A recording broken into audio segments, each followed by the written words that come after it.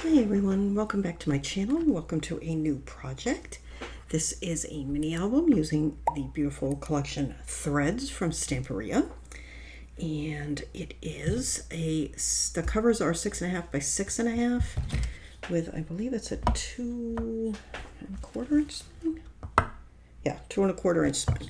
And the pages are 6 by 6. This is the cover. This is one of the chipboards. These are just some pieces of paper that are torn. Chipboard. These flowers are from the Prima With Love collection. The blue ones are 49 and Market. And then the charms came with my order from Scrap and Create. I've also got some of the little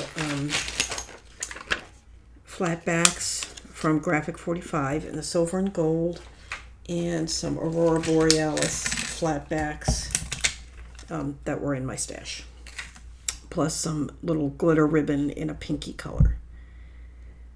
There's little buttons. They're hard to see probably on camera, but there are little buttons from the chipboards as well on it. And then that's the spine. That is the back. And what I did not do, let me grab it. This came in the chipboards. I didn't attach it to the back because likely I'm going to just list this album in my Etsy shop. I'm not actually giving it to someone, but if you are, you might want to attach that to the back. Okay, and then this pink ribbon is from my stash. If you don't have it, or if you can't find something similar, just a white seam binding would be fine. Oh, and there's a little charm from my stash dangling from a garment pin on the ribbon.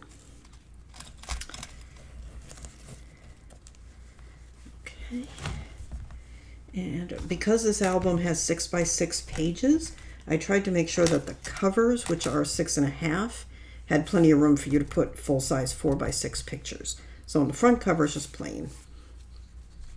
And here we have a belly band with one of the chipboards, and it has 2 inserts, a smaller one and a larger one. And then this is actually one of the hidden pocket belly bands. So from this side, it's a belly band. From this side, as you can see, it is a pocket. And then the side pocket inserts are all the same, square with scallop corners, matted front and back. I had 2 12 by 12 and 2 8 by 8s. I did cut into both of the 12 by 12s and both of the 8 by 8s, but I had paper left. So if you don't mind mixing up your mats and using different mats, you could probably get away with 1 and 1, or maybe 1 12 by 12 and 2 8 by 8, just for safety's sake. And then this is a folded element. It's kind of hard to describe, but let me pull out the inserts to give you a better idea. And I actually saw a version of this. Let me pull it over. I think it was Angela Kerr made it, or it might have been Stamperia 18. Whoever it was, I'll link it down below. And I made a sample, so this gives you kind of an idea. But in any event, so this is attached to the page, and then there's a pocket there, and there's a pocket here, or not necessarily pockets, but tuck spots, and then here, and there's one here, and there's actually one here, and then another one right in the front, but I didn't put anything in that one. So I felt like we had enough going on, and then just angle them a little bit. There we go. So that's that. And then here, this is just plain. This is one of the cut aparts from the 12 by 12. And you really do want, if you want both sizes of paper, you need the scale that you get from the 12 by 12, even though this is a smaller album. So I would not buy 2 8 by 8s. Either get a 12 by 12 and an 8 by 8, or 1 12 by 12 and 2 8 by 8s, or 2 and 2 if you want to do another project. I got a candy. Yeah. The way that we cut our bases, you're going to end up with leftover pieces that you could make 4 pocket pages of this smaller size, which is 5.5 square. So you could use your leftover paper to make a smaller album, or you could make a flip book like we did with Journal. So if you just got 2 and 2, you can make one of these and one of the flip books. And here we have a diagonal pocket. And this is, let me just slide this over a little bit. This is a double flap with a vellum pocket and an insert. And I'm not pulling out all the side pocket inserts because they're all the same. The only difference, actually, let me pull this one out so I can show you. They all use this 12 by 12 on the front. On the back, they all used this paper, but 2 of them used 12 by 12 and 2 of them used 8 by 8 because I didn't have enough of either one to use the same one for all. But it's fine. All right.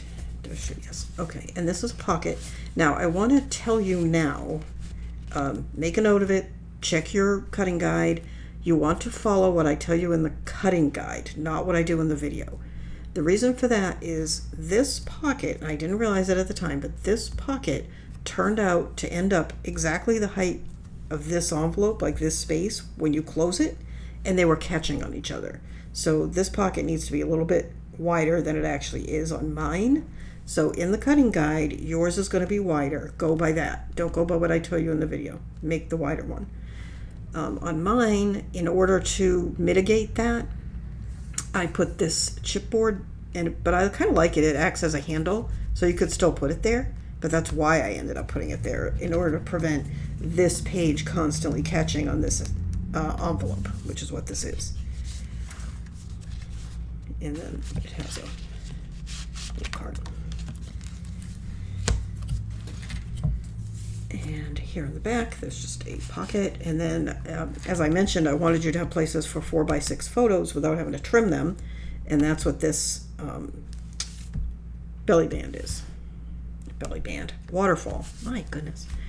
That's what the waterfall's for. And what I did here, because of the size of the waterfall compared to the size of the page, I needed a little bit of matting on the background. And rather than use a piece of pattern paper, I just used a piece of craft. And anywhere where I have not matted, for instance, let me show you on the waterfall. Like here, all I matted was the edge, and you'd put your pictures here and here. But if you wanted to mat any place like that, or the back of any of the inserts that I left plain, you could absolutely use craft. It would go great.